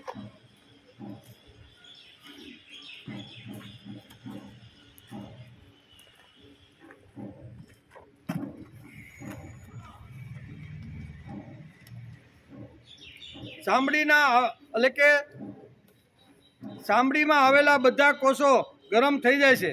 તાપમાન શરીરમાં વધી જાય છે એટલા માટે ચામડી બળે છે. ક્યારેક અણધાર્યું પરિણામ આવી જાય ત્યારે આપણા પણ ગાત્રો ઢીલા થઈ જાય છે, મોં સુકાઈ જાય છે, રૂવાડા ઊભા થઈ જાય છે, ચામડી બળવા લાગે છે. આપણે પણ ઘણીવાર આવા અનુભવો થતા હોય છે. તેથી આ છઠ્ઠું લક્ષણ આ ચામડી બળે છે એનું આ છઠ્ઠું લક્ષણ સમજાયું. 7મું લક્ષણ શું છે તો કે નચ શક્નોસી અવસ્થા. આ 7મું લક્ષણ એ બતાવ્યું છે. એટલે હવે હું ઊભો રહેવા માટે સમર્થ નથી ભાઈ. શું છે? હવે રથ ઉપર તો હું અત્યારે યુદ્ધ કરવા માટે હાથમાં ગાંડીવ લઈને આવ્યો, ગાંડીવ તો પડી ગયું. હવે રથ ઉપર ઊભો રહી શકું એવી પણ મારી શક્તિ અત્યારે નથી. આ 7મું લક્ષણ અત્યારે ભગવાન બતાવે છે કે 7મું લક્ષણ ભગવાન બતાવે છે કે ન ચ શક્નોસી અવસ્થામ, એટલે હવે હું ઊભો રહેવા માટે સમર્થ નથી. રણભૂમિમાં રથ ઉપર ઊભો રહેવામાં પણ હું અસમર્થ બની રહ્યો છું. આ અર્જુનના શરીર ઉપર થતી રહેલી આ પ્રક્રિયામાં આ 7મું લક્ષણ અહીંયા વ્યાસ લખે છે કે યુદ્ધના મેદાનમાં આવ્યા પછી, સ્વજનોને જોયા પછી અર્જુનના શરીર ઉપર કેવી રીતના લક્ષણો થયા ને એવા 7 લક્ષણો વ્યાસે અહીંયા પ્રથમ અધ્યાયના 29 અને 30 આ 2 શ્લોકની અંદર વર્ણવ્યા છે. ભગવાન કહે કે ભગવાન હવે હું કુરુક્ષેત્રના મેદાનમાં જે રથ લઈને આવ્યો છું તે રથમાં પણ ઊભો રહી શકું એવી હવે મારી સ્થિતિ રહે. અહીંયા સુધી અત્યારે અહીંયા ભગવાનની સાથે કબૂલાત કરે છે કે જે રથ ઉપર બેસીને હું લડવાનો છું, જે હાથમાં ગાંડીવ લઈ અને આ યોદ્ધાઓ સામે યુદ્ધ કરવાનો છે, એ બધી મારી શક્તિ ધીમે ધીમે ખલાસ થતી જાય છે. ભગવાન હવે હું કુરુક્ષેત્રના મેદાનમાં જે રથ લઈને આવ્યો છું તે રથ ઉપર બેસીને હવે હું લડી શકું એવી મારી અત્યારે કોઈ સ્થિતિ નથી. આ 7મા કારણની અંદર 7મા લક્ષણમાં ભગવાનને અર્જુને આ પ્રમાણે સમજાવ્યું છે. અર્જુન રથની પાછળ બેઠક ઉપર જઈને બેસી ગયો. ક્યાં થઈ ગયો? હાથમાંથી ગાંડીવ સરી ગયું, પરસેવાથી રેબઝેબ થઈ ગયો, રૂવાડા બધા ઊભા થઈ ગયા, મોં સુકાઈ ગયું, ચામડી બળવા લાગી. આ બધું થયું એટલે હવે શું કરવાનું? હવે ઊભું રહેવાની તાકાત મારી ઉપર, તો ક્યાં બેસવાનું? તો એ કાળની અંદર આપણે જોયું કે અર્જુનનો રથ કેવડો મોટો હતો કે 9 ગાડાની અંદર જેટલા મોટા ગાડા એની અંદર જેટલા હથિયાર ભરી શકાય ને એટલા ભરી શકાય એટલો આ રથ મોટો હતો. અને એ હથિયારના નીચેના ભાગની અંદર બધા હથિયારો હતા અને ઉપર લડતા લડતા થાકી જાય, કાંઈ થાય ને તો બેસવા માટે પાટલી હતી. એટલે અર્જુન ક્યાં આવીને બેસી ગયો? અર્જુન પાટલી ઉપર આવીને શાંતિથી બેસી ગયો. કારણ કે ઊભું રહેવાય એવી મારી અત્યારે હાલત નથી, સ્થિતિ મારી ઊભું, એટલે બેસવું જ પડે. એટલે એમ કરી અને લમણે હાથ દઈને અર્જુન અહીંયા 7મા લક્ષણમાં વ્યાસ કહે છે કે અહીં બેસી ગયો છે. 7મું લક્ષણ શું છે? નચ, એટલે કે અર્જુન રથની પાછળની બેઠક ઉપર જઈને બેસી જાય છે. ઊભા રહેવાની વાત છોડો, ચાલવાની વાત છોડો, દોડવાની વાત છોડો, પણ અર્જુનને ચક્કર આવવા લાગ્યા. હું અને કોઈ પણ માણસને ચક્કર આવે ને એટલે જ્યાં હોય ત્યાં એને નીચે જ બેસી જવું પડે, નહીતર વળી આમ તેમ ઊંધે માથે પડે તો શરીરના બીજા ભાગોને નુકસાન. એકવાર માણસને ચક્કર આવવા લાગે એટલે જે સ્થાન જ્યાં હોય ત્યાં એને બેસી જવું. અત્યારે અર્જુનને ચક્કર આવી છે, શરીર ઉપર કોઈ પ્રકારનો કાબુ રહ્યો નથી, શરીર ધ્રુજે છે, બરોબર, મોઢામાંથી આવી રીતનું પાણી સુકાઈ ગયું છે, રૂવાડા ઊભા થઈ ગયા છે, ચામડી બળે છે અને મારું શસ્ત્ર છે એ ધીમે ધીમે નીચે પડી ગયું છે. ભગવાન મારી હાલત અત્યારે ઊભી રહે એવું, તેથી અહીંયા અર્જુન પાછલી બેઠક ઉપર આવીને બેસી ગયો છે. એટલે કે સાલી જો આ કોઈ પણ અંગો જો કામ ન કરે તો ઊભો રહેવાની કે દોડવાની વાત જ ક્યાં રહી? છોડી શકે તે માણસ યુદ્ધ કેવી રીતે કરી શકે? આ બધા લક્ષણો જો હોય તો એ માણસ યુદ્ધ કરી શકે? કોઈ દિવસ યુદ્ધ કરી શકે નહીં. ઊભા રહેવાની કોઈ સ્થિતિ નથી. તેનો મતલબ અર્જુનને ચક્કર આવે છે. અર્જુન શારીરિક સંતુલન ગુમાવી બેઠો. હું શારીરિક સંતુલન માણસ જો ગુમાવી દે, બરોબર, તો શું સ્થિતિ થાય છે એ અહીંયા વ્યાસે અર્જુનની સ્થિતિનું વર્ણન કર્યું છે. શારીરિક સંતુલન ગુમાવે તેને આપણે શું કહીએ? કોઈ માણસ સારો હોય અને એકદમ એનું મન ઉપરનો કાબુ, બુદ્ધિ ઉપરનો આવી રીતનો કાબુ ગુમાવી દે તો આપણે એને શું કહીએ? આ ગાંડો થઈ ગયો છે. ગાંડો થઈ ગયો તો ક્યાં લઈ જવો પડે એને? ગાંડાની હોસ્પિટલમાં લઈ જવો પડે ને. એટલે અહીંયા વેદવ્યાસ કહે છે કે બધા જ પ્રકારની સમતુલા શારીર ઉપર જેટલા જે ઇન્દ્રિયો છે એ બધી જ ઇન્દ્રિયો ઉપરનો કાબુ અર્જુને અત્યારે ગુમાવી બેઠો છે. તેથી અર્જુન અત્યારે ગાંડો થઈ ગયો છે એમ વેદવ્યાસ અહીંયા લખે છે કે ગાંડો થઈ ગયો હોય તો એને સારા ડૉક્ટરની પછી જરૂર પડે, નબળા ડૉક્ટરથી એનું ગાંડ પણ જાય નહીં. તેથી અહીં કહે છે કે અર્જુનને સ્વજનો જોઈને ચક્કર આવી ગયા. અહીં સુધી આપણે 7 કારણો જોયા. કેટલા? 7 એના શરીર ઉપર થતા જે લક્ષણો છે, સ્વજનોને જોયા પછી 7 પ્રકારની શરીર ઇન્દ્રિયો ઉપર કઈ ઇન્દ્રિયો ઉપર કેવી રીતની અસર થાય છે એ અહીંયા 7 લક્ષણોની અંદર અહીંયા વ્યાસે લખ્યા છે. અને 8મું જે લક્ષણ છે ને એ મનનું લક્ષણ છે. કેવું? 7 જે લક્ષણ છે એ શરીર ઉપરના છે. એમાં પરસેવો છૂટવો એ પણ શરીરમાં આવે, ત્વચા બળી જવી એ પણ શરીરમાં આવે, જીભ સુકાઈ જવી એ પણ શરીરની ઇન્દ્રિયોની અંદર આવે. પણ 8મું જે કારણ છે ને એ અહીં બહુ સરસ રીતે અર્જુન કબૂલાત કરે છે કે ભગવાન શું કહે છે કે ભ્રમિતવ ચ મેં મન.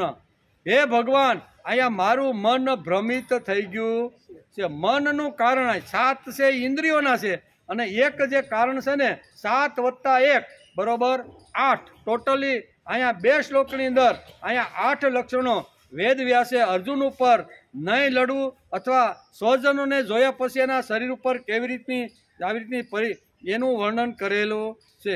હવે આપણે 8મું કારણ સમતીવ યે મેં મન, મારું મન ભ્રમી રહ્યું છે, મારે શું કરવું જોઈએ એ પણ મને હવે સૂઝતું. પાછલી બેઠક ઉપર બેસી ગયો છે ભગવાન, હવે મારે શું કરવું એ મને બિલકુલ સૂઝતું નથી. અને જ્યાં સુધી મારા હાથમાં ગાંડીવ ન હોય ત્યાં સુધી તો હું લડી શકું નહીં. ગાંડીવ પણ મારા ખભા ઉપરથી નીચે સરી પડી ગયું છે. અર્જુન કહે છે કે ભગવાન, અહીં રણભૂમિમાં રથ ઉપર ઊભો રહેવામાં હું અસમર્થ છું. મને એવું લાગે છે કે હું મૂર્છામાં આવીને ધરતી ઉપર ગબડી જઈશ. તેથી પાછલી બેઠકે ધરતી ઉપર ન ગબડું ને એટલા માટે પાછલી બેઠક ઉપર જઈ અને અર્જુન બેસી ગયો છે.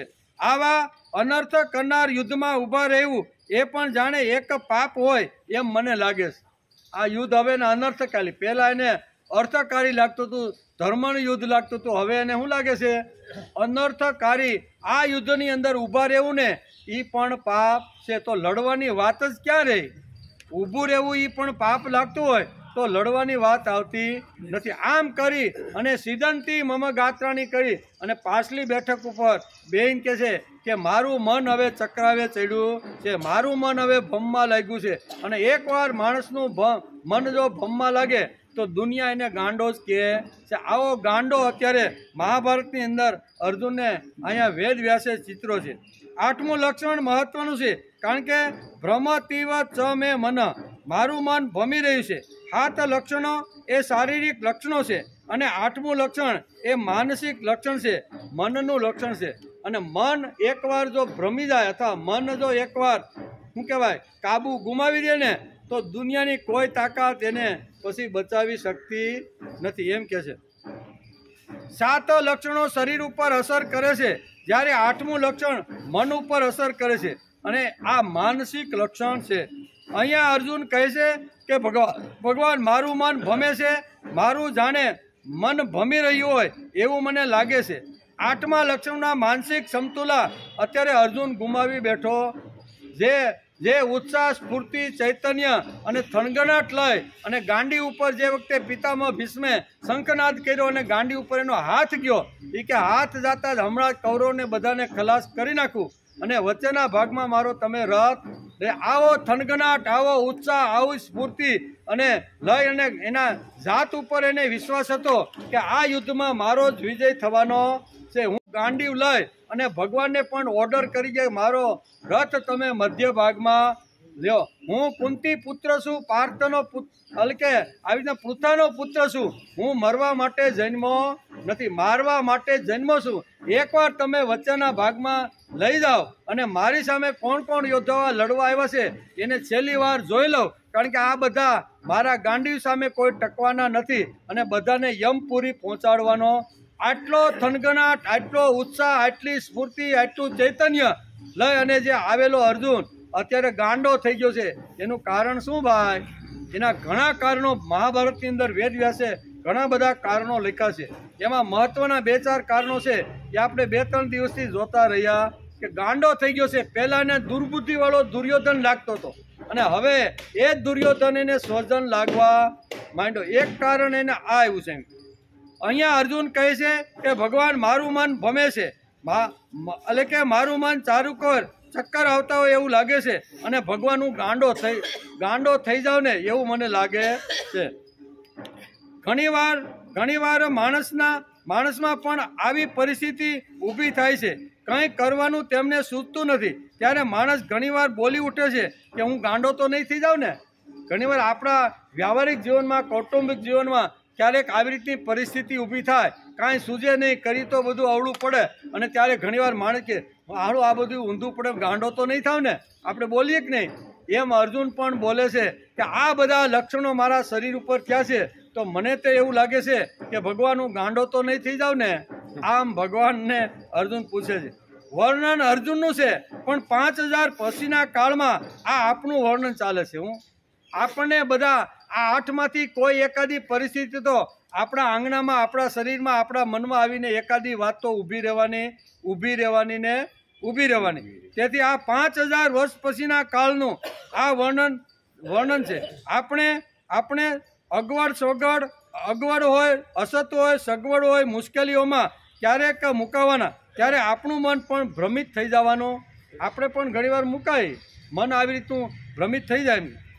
એવી પરિસ્થિતિ નિર્માણ થાય ત્યારે માણસ ગાંડો થઈ જાય છે. ત્યારે નિર્ણય કોઈ પણ પ્રકારનો લઈ શકતો નથી. અર્જુનની આ પરિસ્થિતિ અત્યારે વ્યાસે કહેવાય 29 અને 30 આ 2 શ્લોકની અંદર વ્યાસે અર્જુનની મનની સ્થિતિ, શરીરની સ્થિતિ, સ્વજનોને જોયા પછી કેવી થાય છે એ 2 શ્લોકની અંદર અહીંયા 8 લક્ષણો બતાવ્યા છે. એટલે કે શેક્સપિયરના ઘણા બધા નાટક, શેક્સપિયર એક બહુ મોટો માણસ થઈ ગયો, બરાબર, એનો ટાઈમ આપણી પાસે નથી, પણ કહેવાનો અર્થ કે શેક્સપિયર એક બહુ મોટો થઈ ગયો. એને હેલ્મેટ નામનું એક નાટક લખ્યું છે. એમાં અર્જુનની જે સ્થિતિ છે ને એ સ્થિતિ એમાં એને દર્શાવી છે. એ ગાંડો થયો એનું કારણ કે એને કૃષ્ણ મળ્યા નહીં. અર્જુનની પણ એવી સ્થિતિ છે. અર્જુન અહીં ગાંડો થતો નથી, કારણ કે કૃષ્ણ જેવા એને માર્ગદર્શક મળી ગયા. આ બધી એની સામે રજૂઆત કરી દીધી, અને ભગવાને કે હવે તમે મારા મનમાંથી આવી રીતની બધું દૂર થાય એના માટે તમે પ્રયત્ન કરો. શ્રીમદ ભગવદ્ ગીતામાં પણ કોઈ નિર્ણય લઈ શકતો નથી, કારણ કે તેનું મન ભ્રમતીવત ચ મે મન ભમી રહ્યું છે, નિર્ણય લઈ શકતું નથી.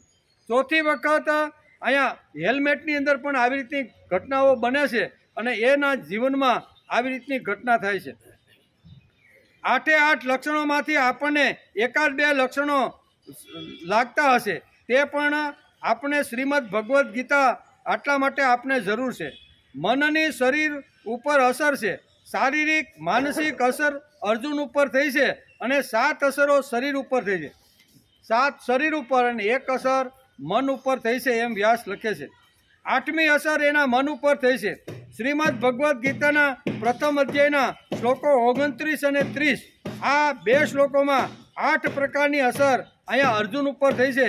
તે 2 શ્લોકોની અંદર અહીંયા શ્રીમદ ભગવદ્ ગીતાના પ્રથમ અધ્યાય અર્જુન વિષાદ યોગની અંદર અહીંયા વર્ણન કર્યું છે. પહેલી અસર ગાત્રો ઢીલા થાય છે. બીજી અસર થાય છે મુખ સુકાય છે. ત્રીજી અસર થાય છે શરીરમાં કંપ આવે છે. ચોથી અસર થાય છે રૂવાડા ઊભા થઈ જાય છે. 5મી અસર થાય છે હાથમાંથી ગાંડી સરી પડે છે. 6ઠ્ઠી અસર થાય છે ચામડી બળે છે. 7મી અસર છે જમીન ઉપર ઊભા રહેવા માટે હું હવે શક્તિમાન નથી. આ 7 અસરો એના શરીર ઉપર પડે છે.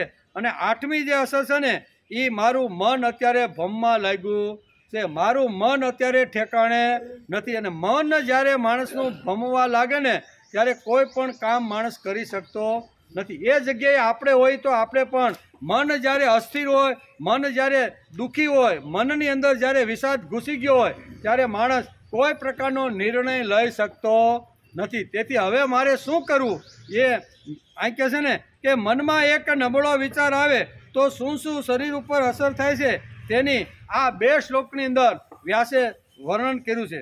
હવે મંગળવારે આવવાના, ક્યારે? હવે સોમવારે આવવાના નથી. હવે આપણે મંગળવારે આવશું, ત્યારે આપણે અહીંયા પ્રથમ અર્જુન વિષાદ યોગની અંદર આ 8 પ્રકારની અસર અર્જુન ઉપર થઈ છે. એ અર્જુન ઉપર થઈ છે. અને 31મા શ્લોકની અંદર બહુ સરસ રીતે અહીં કહે છે, શું કહે છે કે અગાઉના શ્લોકમાં પોતાના શરીરના શોકથી ઉત્પન્ન થયેલા 8 ચિહ્નોનું વર્ણન કરીને હવે અર્જુન ભાવિ પરિણામને દર્શાવનારા શકુનોની દ્રષ્ટિએ યુદ્ધ કરવું એ યોગ્ય છે કે કેમ, એ 31મા શ્લોક પછી અહીંયા શરૂઆત થઈ જાય છે. પણ એ આપણે મંગળવારે એમાં નિમિત્તાની ચ પશ્યામી આ શ્લોકથી અહીંયા અર્જુન પોતાની વ્યથા રજૂ કરે છે કે નિમિત્તાની ચ પશ્યામી વિપરીતાની કેશવ, કે હે કેશવ, મારા શરીર ઉપર આવી રીતના વિપરીત લક્ષણો જોઈને મને થાય છે કે હવે યુદ્ધની અંદર હું ટકી શકીશ કે કેમ, મારું ગાંડિયું જે સરી પડી ગયું છે એ ફરીથી હવે ઉઠાવી શકીશ કે કેમ, યુદ્ધ માટે આવ્યો છું અને અત્યારે યુદ્ધ ન કરવાના લક્ષણો બધા મારા શરીર ઉપર આવીને સવાર થઈ ગયા છે, તો ભગવાન હવે મારે શું કરવાનું? તો આ જે એની જે વ્યથા છે, એનો જે વિચાર છે, એની જે બધી વાતો છે ને એ 31મા શ્લોકથી અર્જુન અત્યારે અહીંયા ભગવાનને પોતાની વ્યથા અને પોતાને ભાવિ પેઢી એટલે કે આવનાર પેઢી ઉપર જો હું લડીશ ને, કદાચ આ બધું ફરીથી મારા હાથમાં ગાંડીઓ આવી જાય, ચામડી બળવાનું બંધ થઈ જાય, રૂવાડા પાછા ઠીકઠાક થઈ જાય, અને કદાચ જો હું લડું અને લડ્યા પછી જો આ કૌરવને મારું અને માર્યા પછી મને પાપ લાગે અને પાપ લાગ્યા પછી હું નરકનો અધિકારી બનું અને નરકમાં ગયા પછી મારે ઘણા વર્ષો સુધી રીબાવવું પડે. હવે આ બધું પાછું શરૂ કર્યું, આ ગાયન અહીં પૂરું થઈ ગયું. હવે કયું ગાયન? આ બધાને મારું તો પાપ લાગે અને પાપથી માણસને નરક મળે અને નરકની અંદર કેટલા જન્મારા સુધી ભટકવું પડે એ ખબર નથી. આવું નરક મારે જોતું નથી. આવી ઘણી બધી દલીલો 31મા શ્લોકથી અહીંયા અર્જુન ભગવાન સામે એક પછી એક શ્લોકમાં આ બધા એના યુદ્ધ કરું તો કેવા કેવા પરિણામો આવે અને એ પરિણામોથી આખો સમાજ કેવો થાય છે એની બધી વાતો કરી છે. પણ એ આપણે મંગળવારે જ્યારે પાછા આવશું ત્યારે